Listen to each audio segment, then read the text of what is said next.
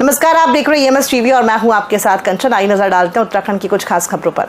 रुड़की के सैन्य क्षेत्र में घुसे हाथियों की देर शाम लाल कुर्ती में हुई चहलकदमी के बाद क्षेत्र में दहशत का माहौल पैदा हो गया। पुलिस प्रशासन ने आनन फानन में बाजार बंद करवाया। वहीं भारी संख्या में वन विभाग के अधिकारी और पुलिसकर्मी भी मौके पर पहुंच गए। ढंडेरा और लाल कुर्ती क्षेत्र में जाने वाले रास्ते को पूरी तरह से बंद कर दिया गया है। देर रात तक सड़क पर लोग हाथों में डंडे लेकर पहरा देते नजर आए। आपको बता दें कि रुड़की के सैन्य क्षेत्र में मंगलवार सुबह 2 हाथी गेट तोड़ते हुए अंदर घुस गए थे। तब से दोनों हाथी अंदर ही डेरा जमाए थे। वहीं वन विभाग के कर्मचारी उन्हें वहां से निकालकर जंगल की ओर भेजने का प्रयास कर रहे थे। बताया गया है कि मंगलवार देर रात रेलवे लाइन ट्रैक के पास हाथियों को लाने में वन विभाग की टीम कामयाब हुई, लेकिन ट्रेन आने के बाद हाथी वापस से सैन्य क्षेत्र में लौट गए। वहीं बुधवार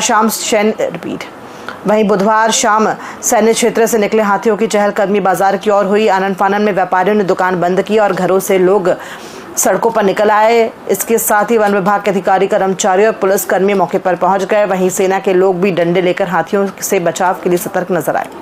वैसे बताया जा रहा है आर्मी कैंट में हाथी आ गया था और उन्हें भगाने की प्रयास चल रही है, जिसमें कि सारी टीमें कैंट बोर्ड के हमारे सीओ साहब भी हैं और हमारी वन विभाग की टीम भी है, यहाँ एसपी साहब भी हैं, कोतवाल साहब भी हैं, हमारे कैंट बोर्ड की भी टीम है, पब्लिक भी है और पब्लिक का सहयोग भी है। बाकी तो मैं यहाँ से पूर्ण पार्षद भी हूँ।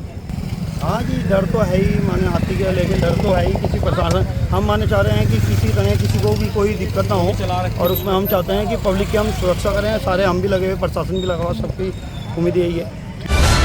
राज्यपाल लेफ्टिनेंट जनरल गुरमीत सिंह ने बीते बुधवार को देहरादून स्थित क्षेत्रीय परिवहन कार्यालय में आयोजित एक कार्यक्रम में प्रतिभाग किया। इस अवसर पर उन्होंने कहा कि सड़क सुरक्षा और यातायात नियमों का पालन हर नागरिक का कर्तव्य है, विशेषकर पहाड़ी क्षेत्रों में जहां सड़कों की स्थिति और मौसम की चुनौतियां दुर्घटनाओं का जोखिम बढ़ा देती हैं।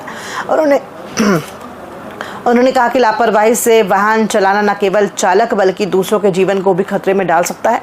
राज्यपाल ने कहा कि स्कूल स्तर से ही बच्चों में सड़क सुरक्षा और यातायात अनुशासन की जागरूकता विकसित करना आवश्यक है, ताकि आने वाली पीढ़ी सुरक्षित और जिम्मेदार नागरिक के रूप में आगे बढ़ सके।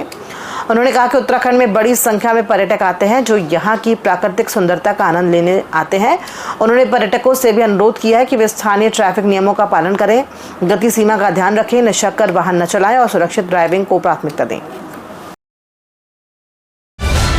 ऋषिकेश कुंभ क्षेत्र में विद्युत लाइनों के भूमिगतीकरण और ऋषिकेश, हरिद्वार और देहरादून में विद्युत प्रणाली को संचालित किए जाने हेतु प्रस्तावित DPR के सापेक्ष केंद्र सरकार से कुल 547 करोड़ 83 लाख की स्वीकृति प्राप्त हुई है। बिजली लाइन भूमिगत किए जाने से ऋषिकेश शहर के नागरिकों को विशेष सुविधा मिलेगी। इससे भीड़ भरे बाजारों में तारों का जाल हट पाएगा, साथ ही सड़कों बाजारों में आवाजाही भी सुगम हो पाएगी।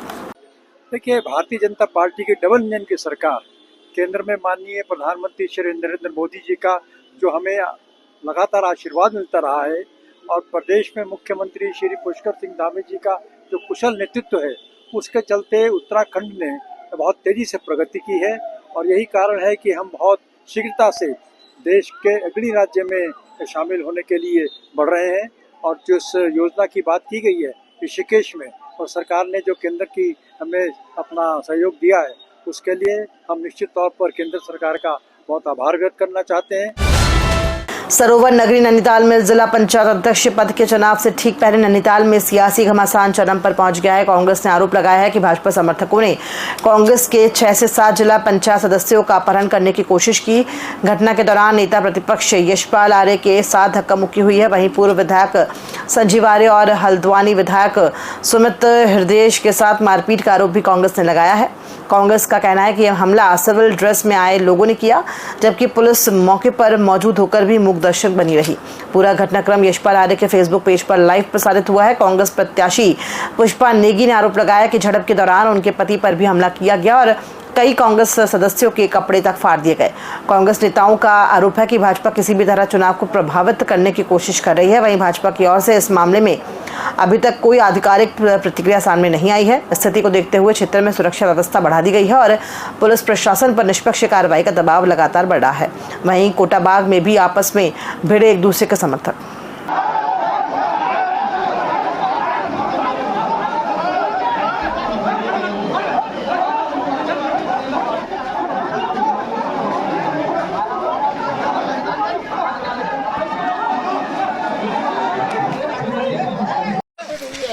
साथ मारपीट हुई है, साथ मारपीट हुई है।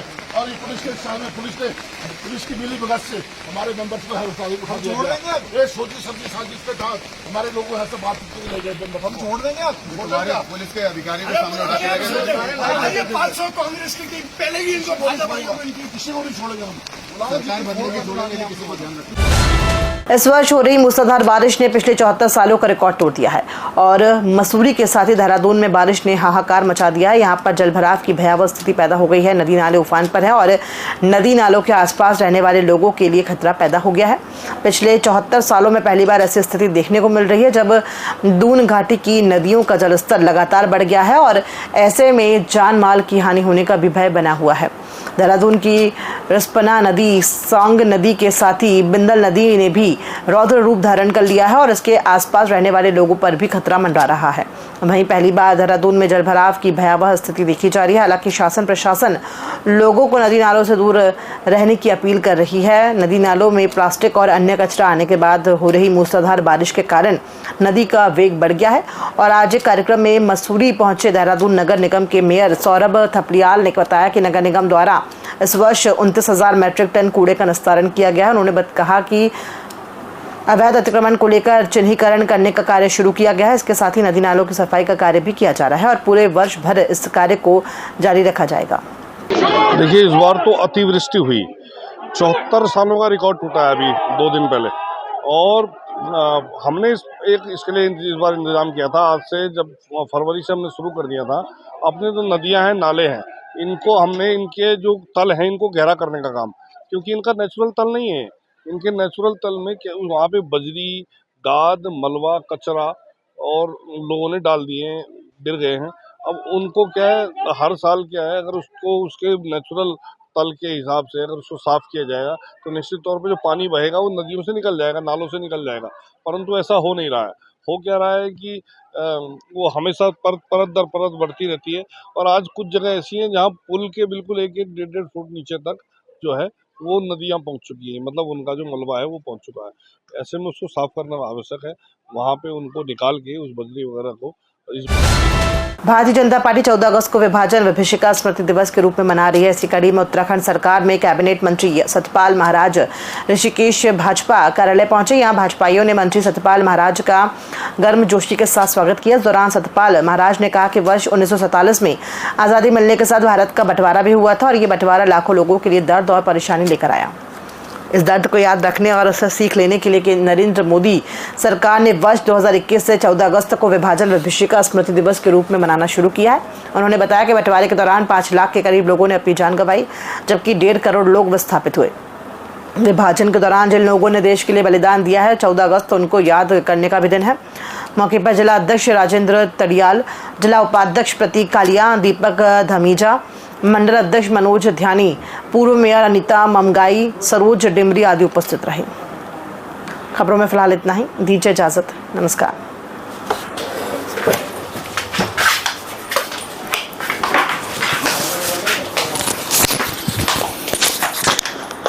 विभाजन विभीषिका स्मृति दिवस मना रहे हैं। भारत का बंटवारा हमारे इतिहास की सबसे दर्दनाक घटना थी। भारत का विभाजन मुस्लिम लीग, ब्रिटिश नीतियों जैसे फूट डालो और राज करो और जिन्ना के कट्टरपंथी सांप्रदायिक नीतियों का परिणाम था। इस विभाजन के कारण लाखों लोगों ने अपने को खोया, क्रूरता एवं विस्थापन की विभीषिका को झेला। आज 14 अगस्त विभाजन विभीषिका दिवस मनाते हुए तमाम उन बलिदानियों को याद करने और श्रद्धांजलि अर्पित करने का दिन है।